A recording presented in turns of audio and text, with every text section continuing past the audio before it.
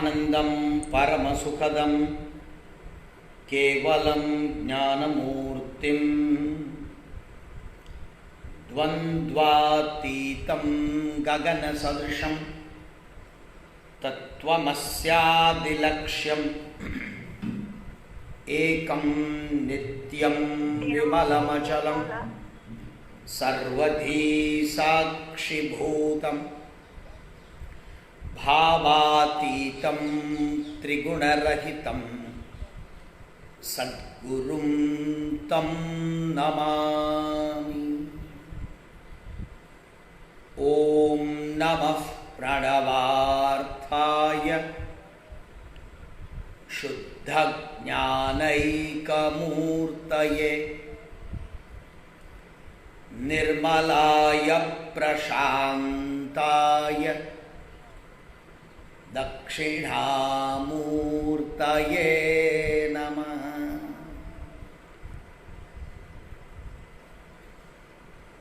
ॐ सहना भवतु सहनौ भुनक्तु सह वीर्यङ्करवावहै तेजस्विनावधीतमस्तु मा विद्विषावहै।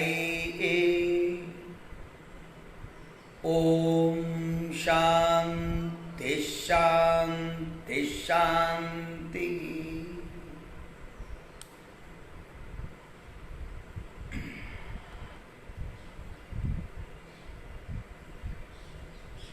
सुप्रभातम। 30 जुलाई 2020।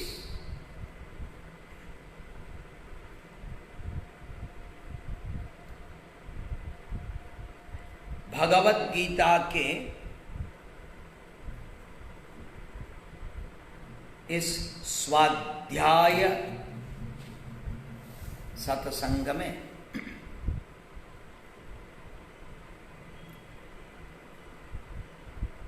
आप सब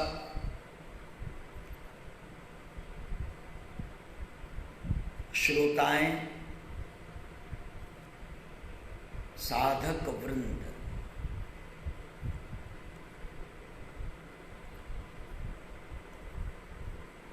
सबको जय श्री कृष्ण।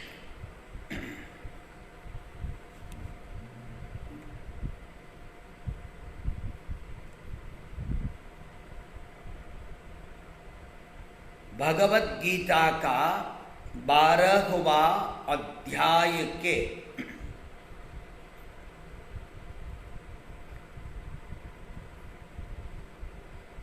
श्लोक नंबर 13 से लेके 20 तक के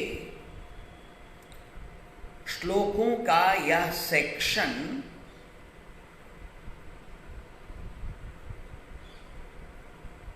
इम्पोर्टेंट सेक्शन है।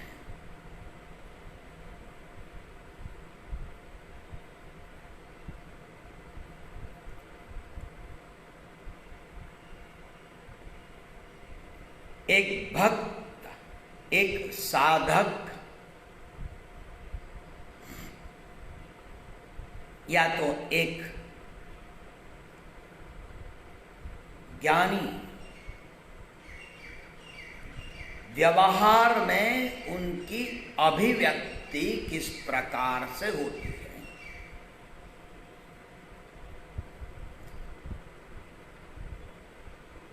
उनके अपने लक्षण कैसे रहते हैं,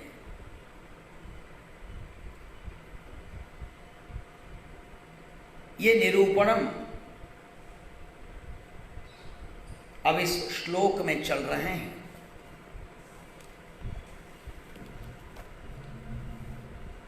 अद्वेष्टा सर्वभूतानां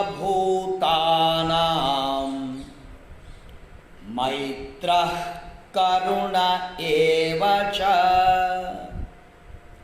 निर्ममो निरहंकारः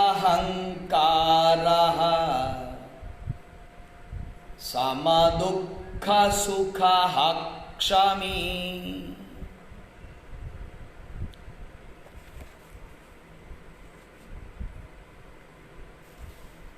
ये प्रत्येक शब्द एक एक वैल्यूज के दिए हैं।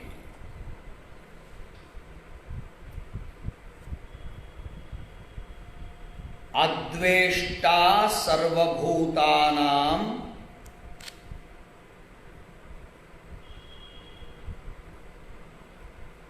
मैत्रः करुण एव च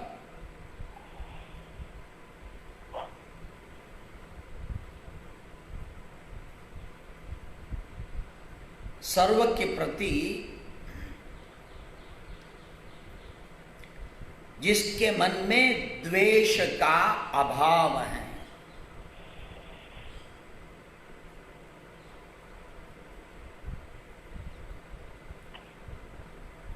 ये द्वेष ही मनुष्य के मन को खा जाता है, पीड़ित करता है,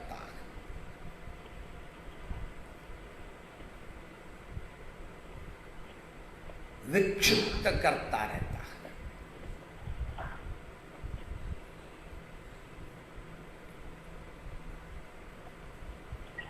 ज्ञान की परिपक्वता के कारण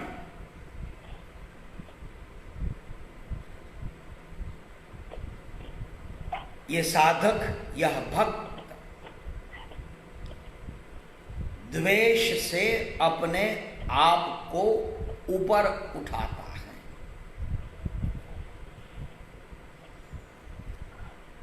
इसलिए सर्वभूतानां अद्वेष्टा,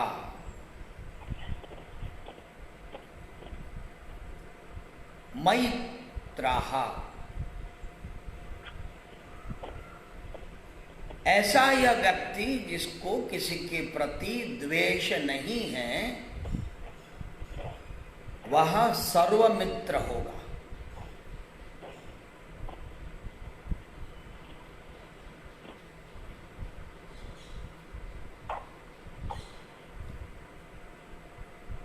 ऐसा यह व्यक्ति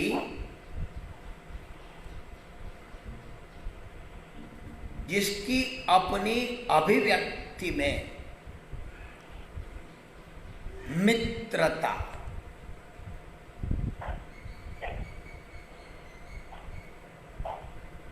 एक मित्र अपने मित्र को अच्छी तरह से जानता है।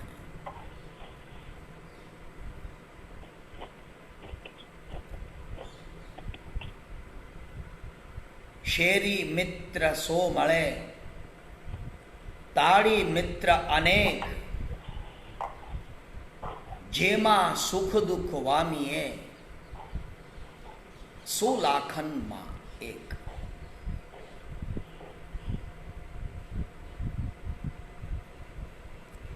व्यक्ति के जीवन में ऐसे मित्र होने ही चाहिए।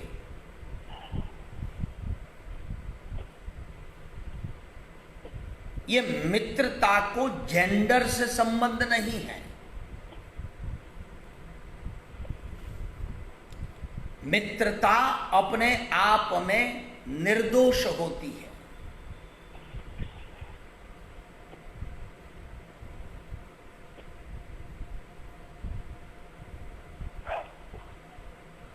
मित्रता में एक मित्र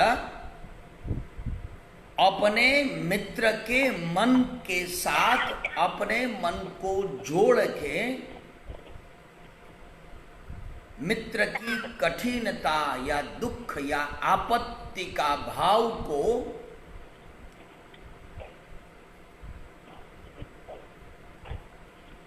पा सकता है, समझ सकता है।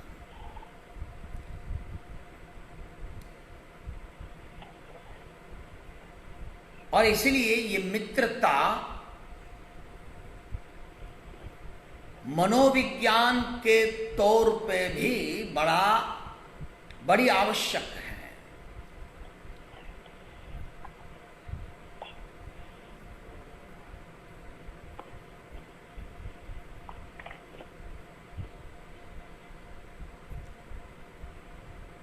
लेकिन ये एक साधक, एक भक्त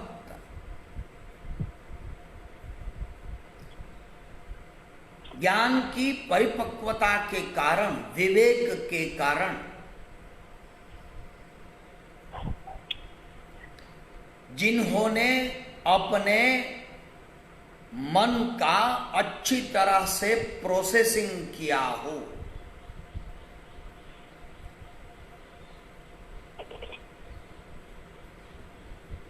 ऐसा यह विवेकी मित्र सबके प्रति इसकी मित्रता होती है।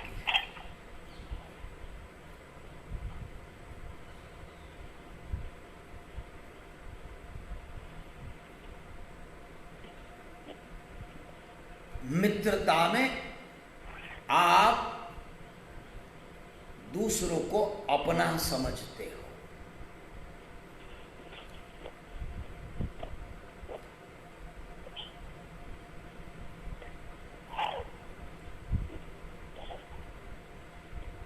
संस्कृत साहित्य में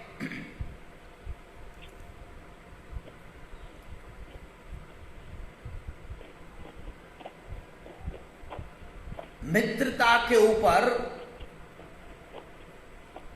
बहुत सारी सुभाषितानी भी हैं, श्लोक हैं।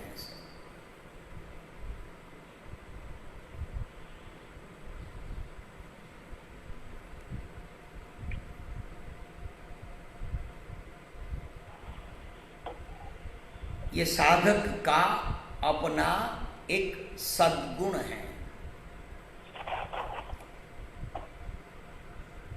लेकिन मैं कल बता रहा था कि ये मित्रता के भाव से भी ऊपर उठ के एक भाव है, वह सुहृद का भाव है। अकारण मित्रः सुहृद इति उच्यते।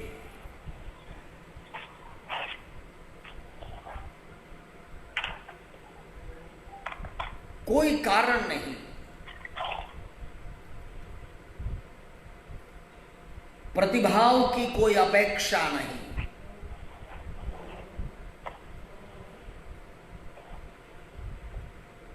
दूसरों के लिए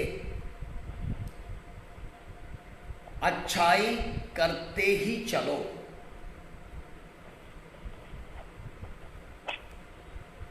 वो हमें क्या देगा,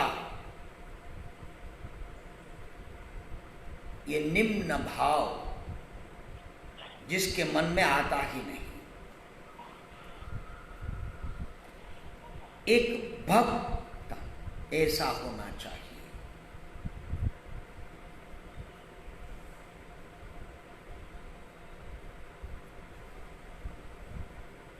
भक्त की मित्रता का भाव भगवान के प्रति अपनी भक्ति की अभिव्यक्ति के रूप में व्यवहार में लोगों के साथ होनी चाहिए। पशु पक्षियों के साथ, पर्यावरण के साथ मित्रता, ये आज का बहुत बड़ा इश्यू है। मनुष्य ने पर्यावरण के साथ मित्रता खो दी है, शत्रुता मोड़ ली है।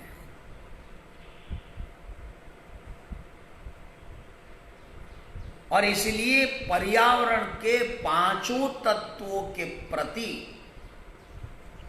कितनी अवज्ञा है।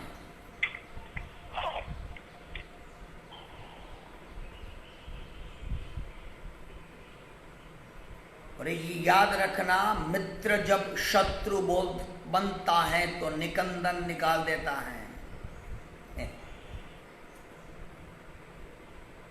क्योंकि ये जानता है मित्र को, मित्र के लॉफुल्स, लिमिटेशंस,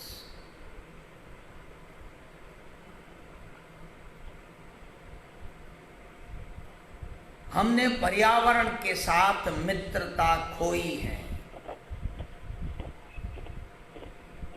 और अनजाने में शत्रुता को मोड़ लिया है। परिणाम मालूम है।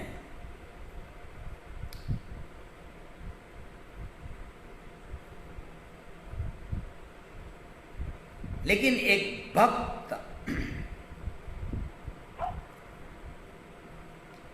मित्रता का भाव के कारण सबके प्रति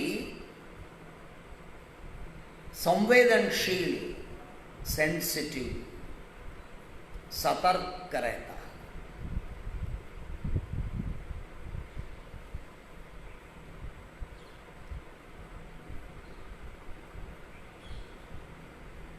इसलिए ये एक साधक का, एक भक्त का अपना सद्गुण मानो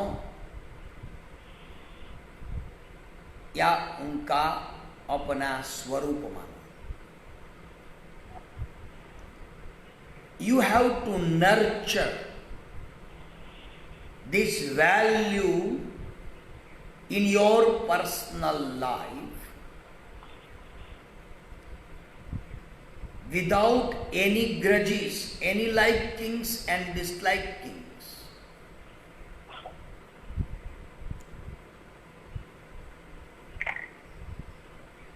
फिर अब तीसरा गुण की चर्चा है।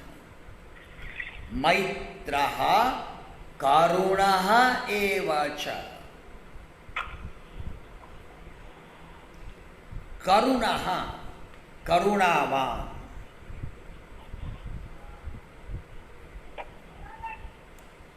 यानी वो दूसरों की भूल चूक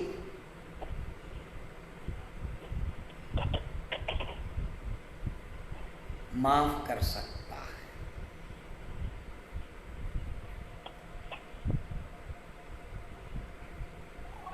ये प्रेम, ये मित्रता का भाव, उनकी अभिव्यक्ति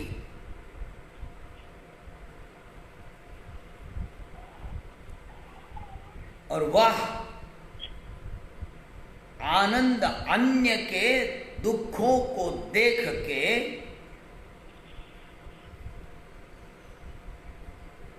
करुणा का रूप धारण करता है।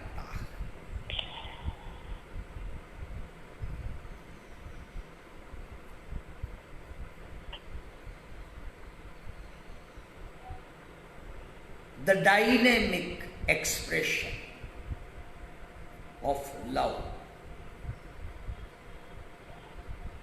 is karuna, compassion.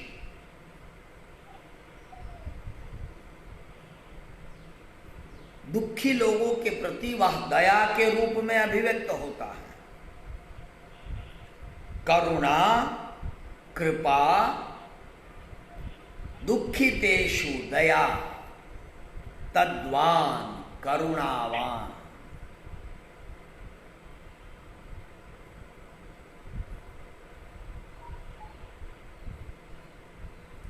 भगवान शंकराचार्य जी तो भाष्य में ये नोट लिखते हुए कहते हैं कि ज्ञानी सर्वभूतों को आश्रय प्रदान करता है, अभयता प्रदान करता है।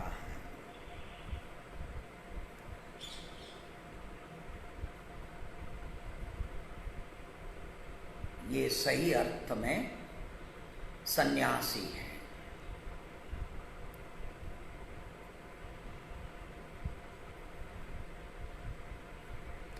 वह साक्षी के रूप में सूर्य, गुरु और पंच महाभूतों की सन्निधि में सन्यासी जब सन्यास लेता है ना,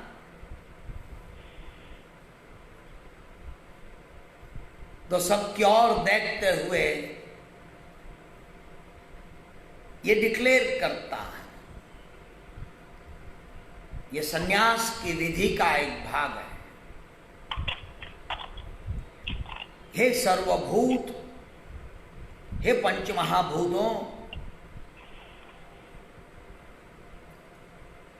अब आप किसी को मुझसे भयभीत होने की आवश्यकता नहीं।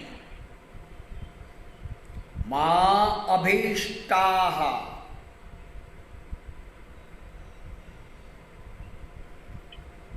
क्योंकि मुझको आप किसी से भी कुछ नहीं चाहिए।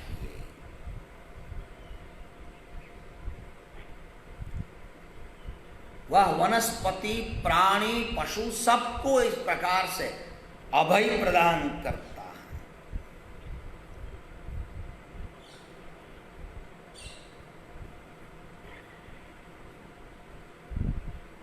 क्योंकि एक सन्यासी में यदि करुणा नहीं होती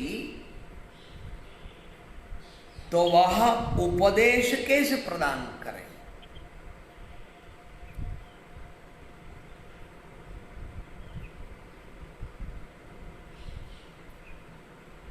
यदि एक आचार्य की दृष्टि को देखा जाए तो उस आचार्य की दृष्टि में तो कोई समस्या है ही नहीं। उनको अपनी खुद की कोई समस्या नहीं और उनकी अपनी दृष्टि में किधर भी कोई समस्या नहीं है।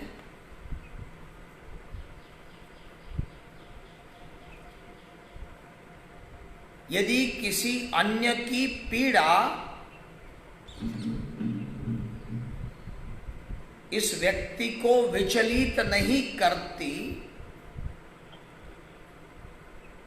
तो उनको उपदेश देने की कोई आवश्यकता ही नहीं बची।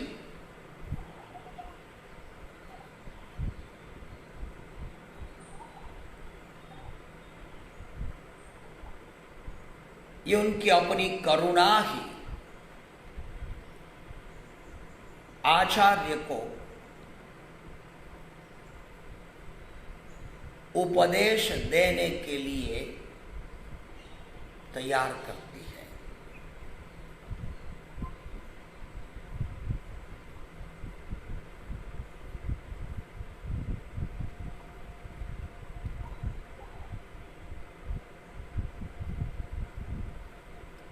समस्या नहीं देखना इसका मतलब ये भी नहीं कि ये व्यक्ति सेंसिटिव नहीं है। कोई लोग ऐसे होते हैं जिसमें सेंसिटिविटी है ही नहीं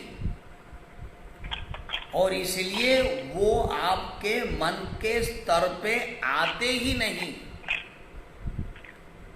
और इसलिए उनको आप में कोई समस्या ही नहीं दिखती। लेकिन यह ऐसा नहीं है, he is very sensitive।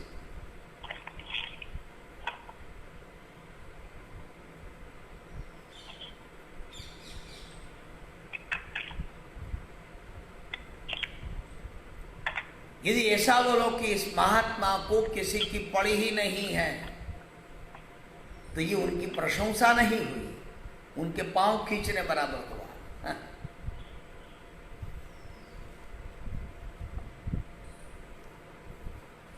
भगवान भी आनंद स्वरूप हैं,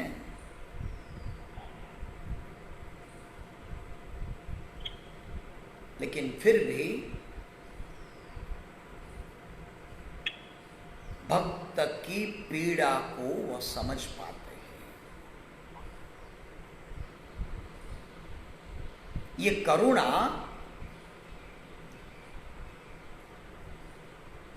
धार्मिक व्यक्ति को बड़ा महान बनाती है।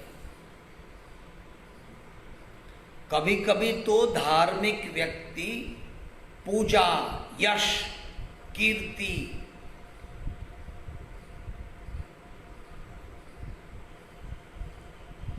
ये सब के कारण करुणा दिखा सकती है।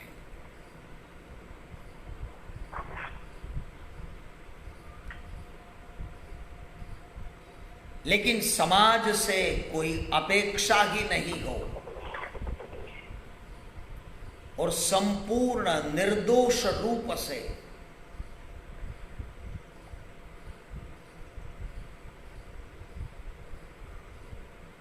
बिन हानि ऐसा व्यक्ति सबके प्रति समान भाव बहाता हो तो वह करुणावान है।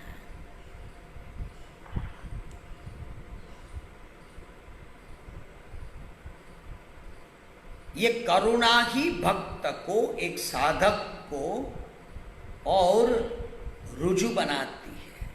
The person becomes very tender from with in.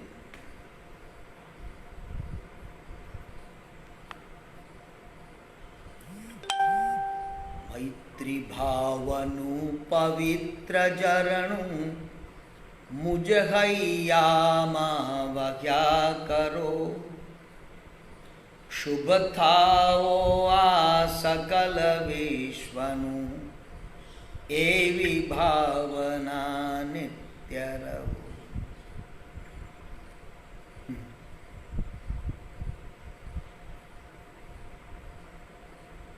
कितना अच्छा गीत है।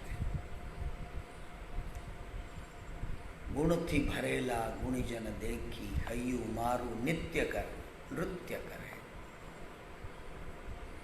जो पीड़ित हो उनको देख के मेरा हृदय द्रवित हो उठे। ये करुणा की अभिव्यक्ति है।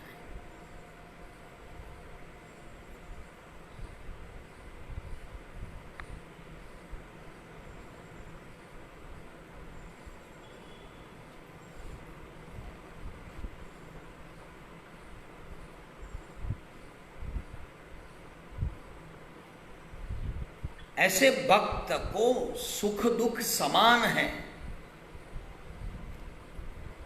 इसलिए वह सर्व को क्षमा प्रदान करता है।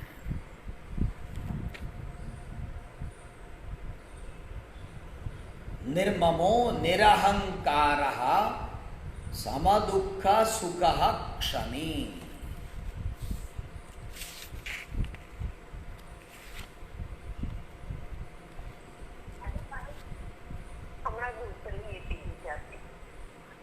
इनको कोई किसी के प्रति द्वेष नहीं है, मित्र भाव हैं, करुणावान हैं।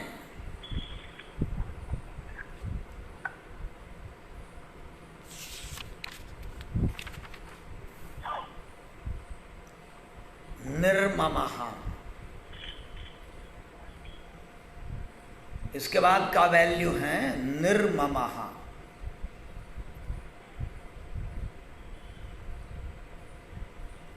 ममता से मुक्त।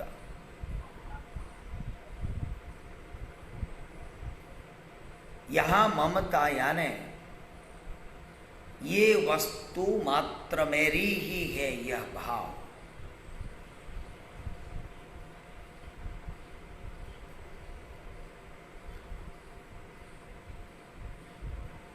व्यक्ति ने सब कुछ स्थूल रूप से त्याग भी किया हो,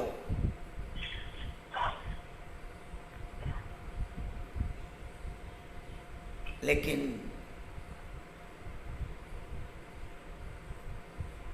वह ममत्व अभी रहा हो।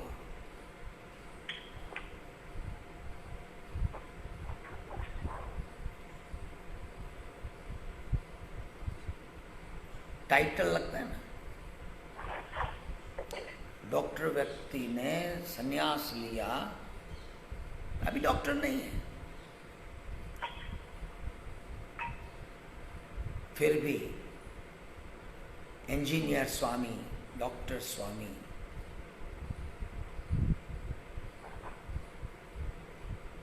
एमबीए स्वामी,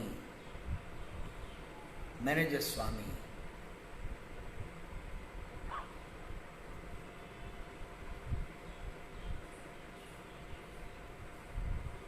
कोई टाइटल में भी उनको आसक्ति नहीं हो।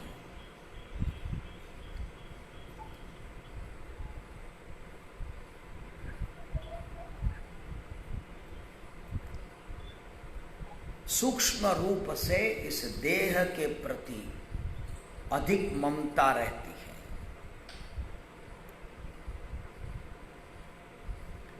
यह ममता की निवृत्ति कब होती है? जब अहंता की निवृत्ति होती है।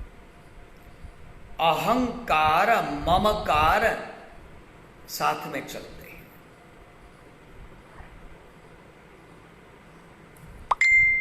देहे अहम बुद्धि आत्मबुद्धि यदि अहंकार।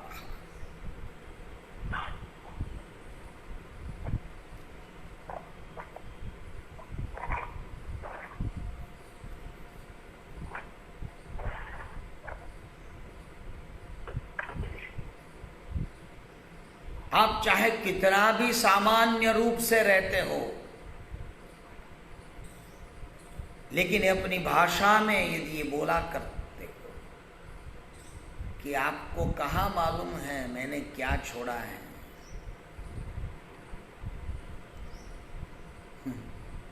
इसका मतलब पद प्रतिष्ठा संपत्ति इत्यादि में अहंता और ममता छाई हुई रहती है।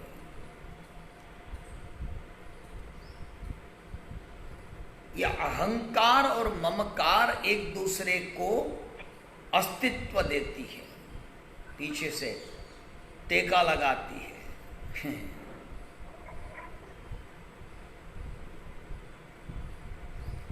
एक परिपक्व व्यक्ति ये देख पाती कि ये या कहाँ ये मेरा अहंकार, कहाँ ममकार, ये तो पूरा सब ईश्वर का ही है।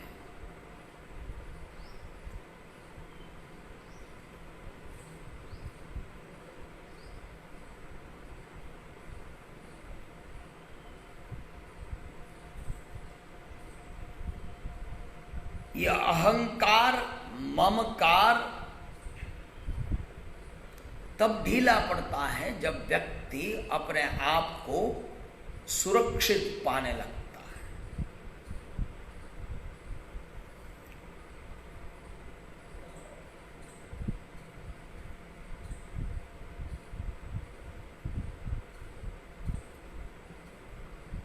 है। ऐसा व्यक्ति निर्मम, अपने आप में जिसको विश्वास है, ईश्वर में श्रद्धा है,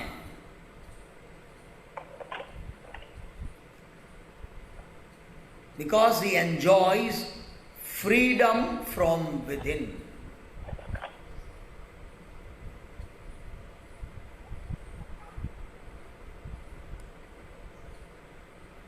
ये फ्रीडम का भाव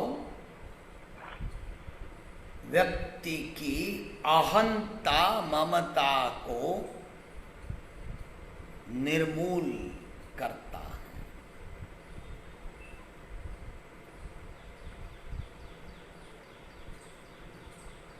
निर्ममः निरहंकारः,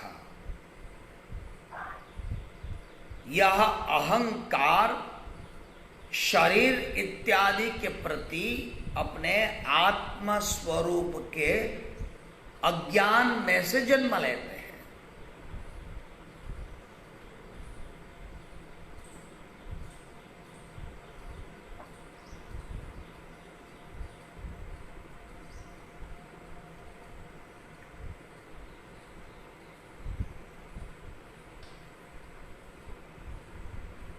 इसलिए यह निरहंकारः निर्ममः भक्त में ये सद्गुण, ये लक्षण आने चाहिए एक साधक में। सम दुख सुखः क्षमी, सम दुख सुखः, दुख और सुख ये दोनों में समता धारण किए हुए हैं। ये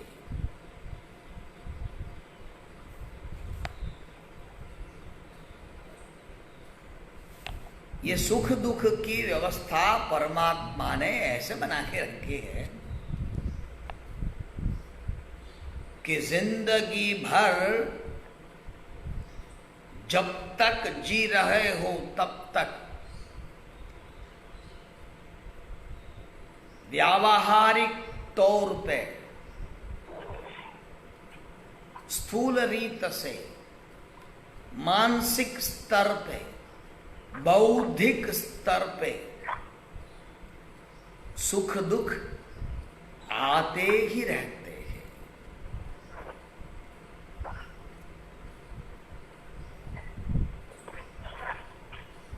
आपको अपनी प्रसन्नता बना के रखनी है। यदि अपनी प्रसन्नता के लिए बाह्य जगत के ऊपर आधार रखोगे तो सुखी दुखी होते ही चलोगे। एकदम स्पष्ट है।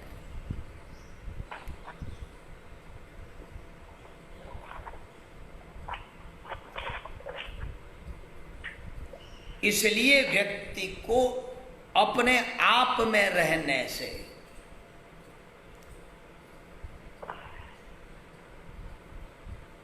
सुख और दुख दोनों में भी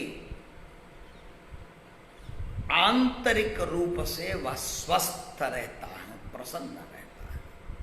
ये दोनों उनके लिए समान हो जाते हैं।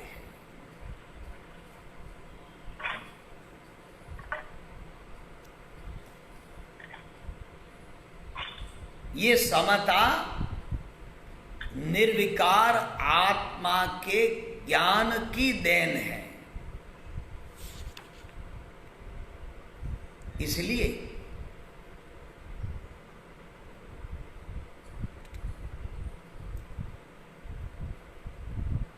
आत्मज्ञान ही एक बहुत बड़ा उपाय है, दवा है।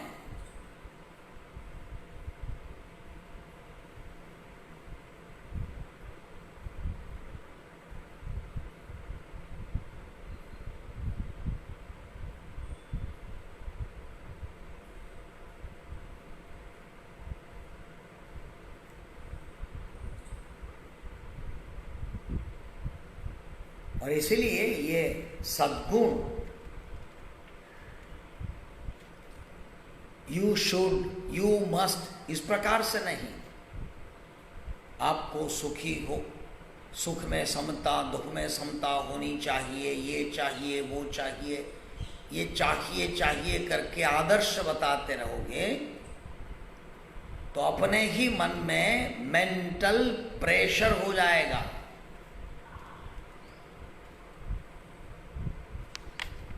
और ये मेंटल प्रेशर ही आपको ये बताते रहेगा कि सी लुक एट किमहम साधुना करवम,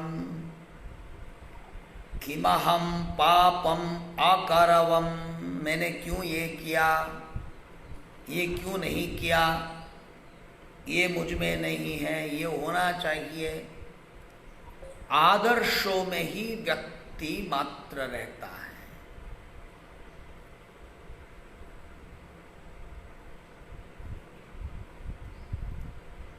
मात्र आदर्श आपको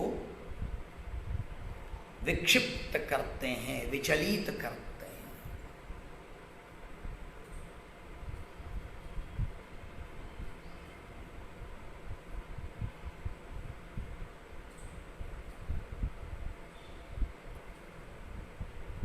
आप अपने ही मन को देखते चलो।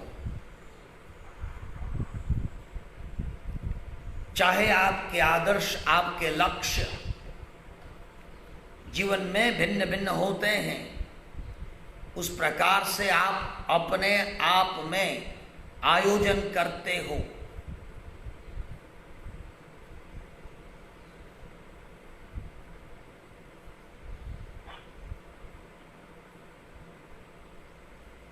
लेकिन आवश्यकता पड़े तो अपने विचारों का रीशफल भी कर पाते हो। ये रीशफलिंग की कैपेसिटी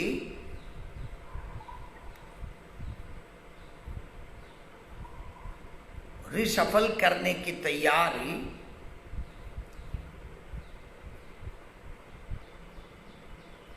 और अपने सामने आए हुए विभिन्न चैलेंज को ऑब्जेक्टिवली फेस करके निपटाते हो, तो ये समतोलता, समदुःख सुखः,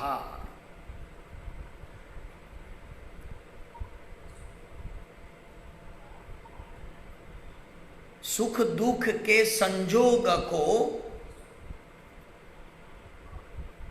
समता के साथ फेस करना, यही तो कर्मयोग है। समत्वम योग उच्यते।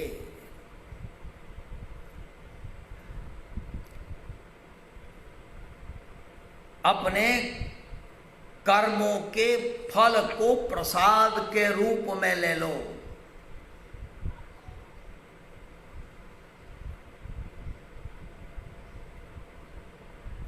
और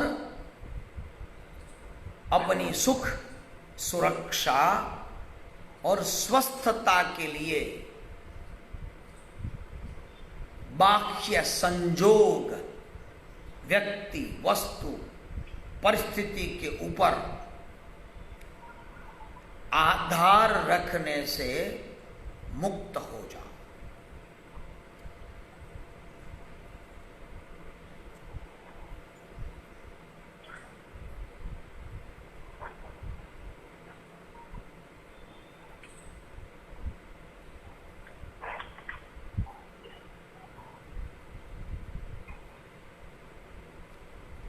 किसी ने पूछा है कि अहंकार अज्ञान से जन्म लेता है, तो ज्ञान का भी अहंकार। अब ये नहीं समझे, यहां अहंकार का अर्थ प्राइड नहीं है, देहात्म बुद्धि है।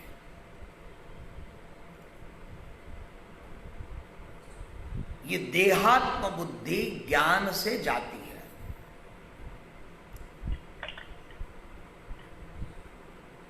और जो भ्रमित गर्व कहते हैं, वह मात्र इंफॉर्मेशन से आती है।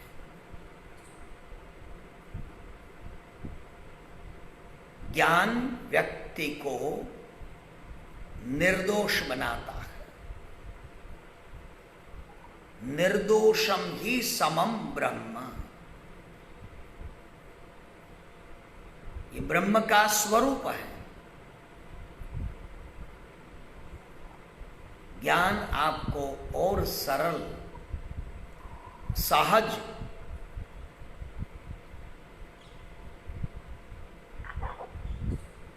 और निर्दोष बनाता है।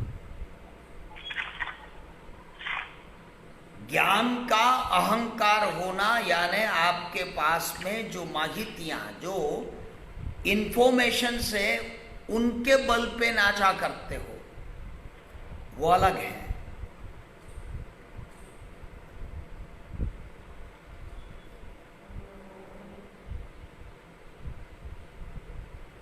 आत्मज्ञान भगवत स्वरूप का ज्ञान आपको भगवान जैसा बनाता है। ये परमात्मा और उनका ज्ञान ऐसा नहीं है। परमात्मा ही ज्ञान स्वरूप है।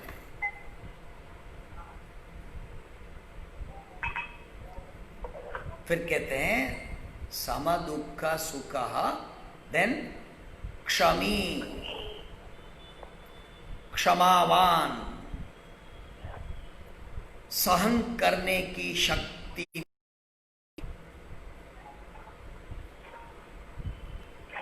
शत्रुता भरी परिस्थिति हो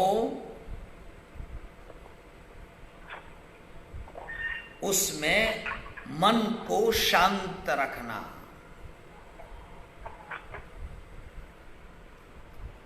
इनको आदर्श के रूप में मत लेना, नहीं तो फिर प्रेशर आ जाएगा।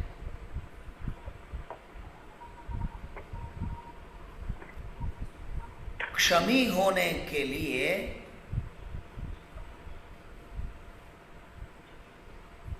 ज्ञान की जरूरत है।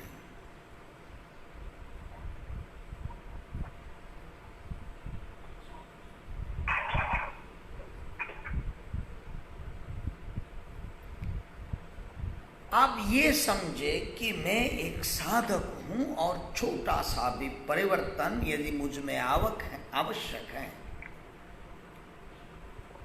तो मैं करके रहूंगा।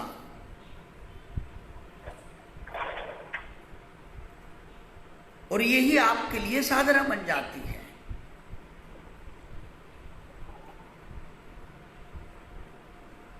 और जैसे जैसे ये विवेक बढ़ता है तो क्षमा बढ़ती है।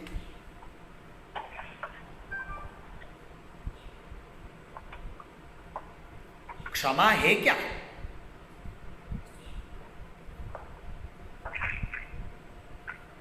अपने आप में शांत रहने के लिए आवश्यक क्या है?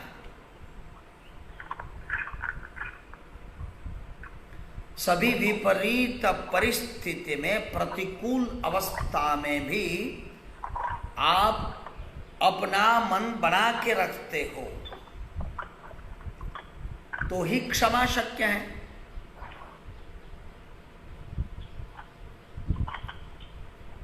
आंतरिक शांति से ही क्षमा आती है।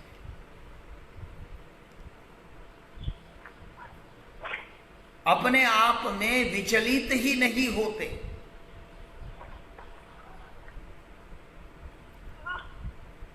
आपूर्यमाणम अचलम प्रतिष्ठा।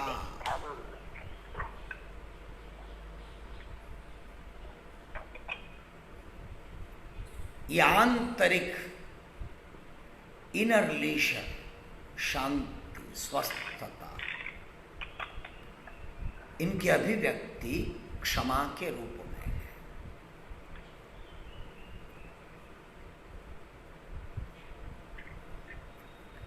और बाह्य जगत को जब ये व्यक्ति देखता है तो उन्हें ये मालूम है कि पूरा जगत परिवर्तनशील है, सब बदलते रहता है। आज व्यक्ति ने शायद ऐसा व्यवहार किया, कल इस प्रकार का व्यवहार नहीं होगा।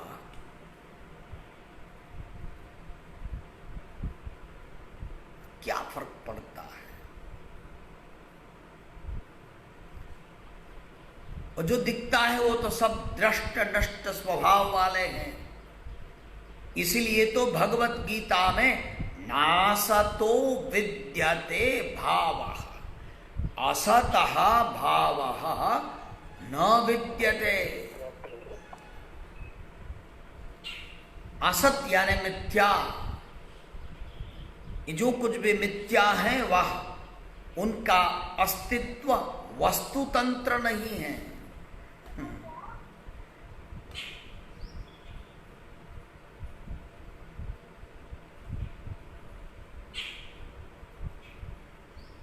ये प्रकार का भाव,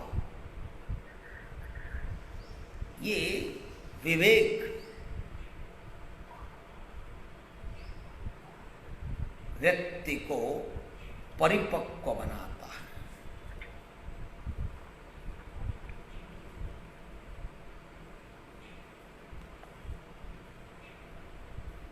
बाह्य जगत का स्वीकार, एक्सेप्टेंस as it is,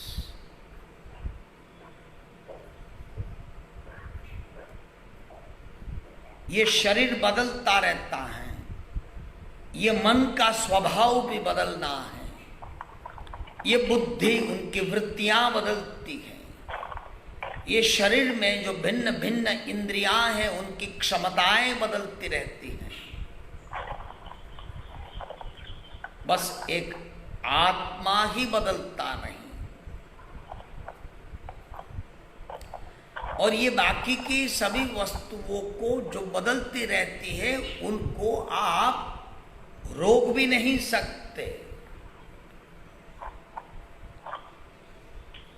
ये समझदारी से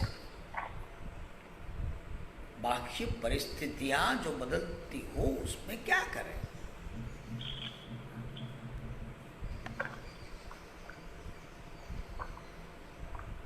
इसलिए उनका सहज स्वीकार, इवन दिस विल पास।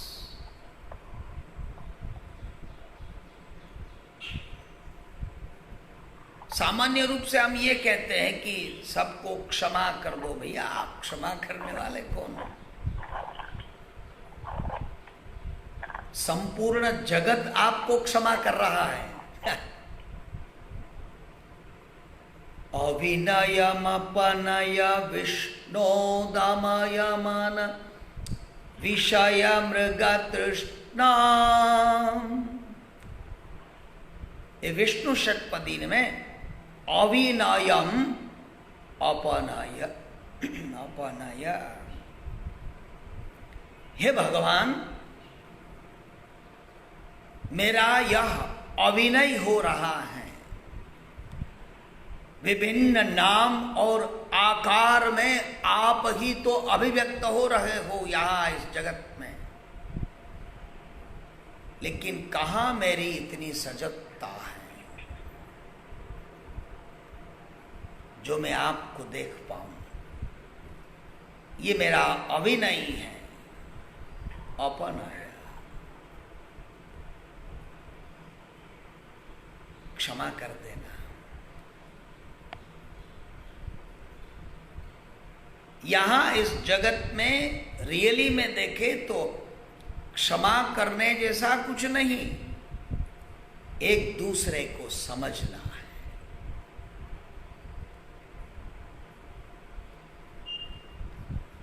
सब अलग अलग हैं, सबका अपना जीवन अलग अलग, उनका अपना चाइल्डहुड, पृष्ठभूमिकाएं, अपने संस्कार, विचार, परिपक्व बनने की प्रक्रिया, सब अलग अलग है। और सब अपने में अपनी ओर से अपने तरीके से आगे बढ़ रहे हैं। तो यहां कोई अच्छा या बुरा ऐसा प्रश्न नहीं। इसीलिए क्षमी यानी जो दूसरों को अनुकूल होते हैं,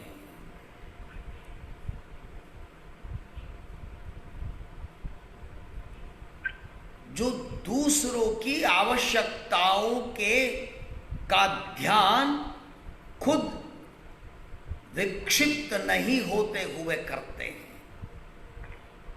यही क्षमी है। एक साधक, एक भक्त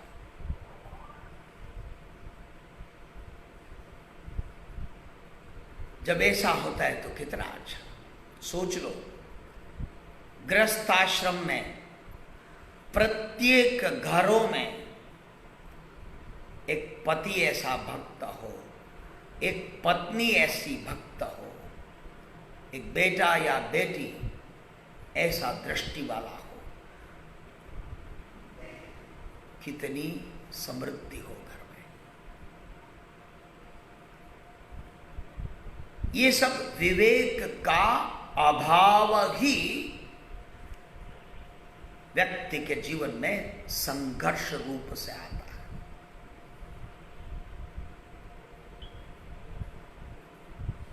ये प्रथम श्लोक ही हुआ। अब दूसरा श्लोक है, संतुष्ट सततम योगी यतात्मा दृढ़ निश्चयः मय्यर्पिता मनो बुद्धिः यो मद्भक्तः स मे प्रियः।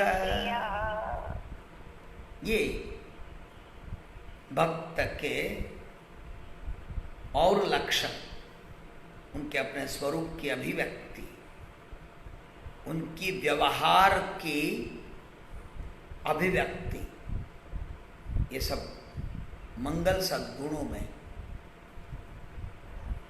भगवान श्री कृष्ण ने गाई हुई है। अधिक हम अगले क्लास में देखेंगे। धन्यवाद। ओम पूर्णमदः पूर्णमिदं पूर्णात् पूर्णमुदच्यते पूर्णस्य पूर्णमादाय पूर्णमेवावशिष्यते। ओम शांति शांति शांति। हरिः ओम। श्री गुरुभ्यो नमः। हरिः ओम। धन्यवाद।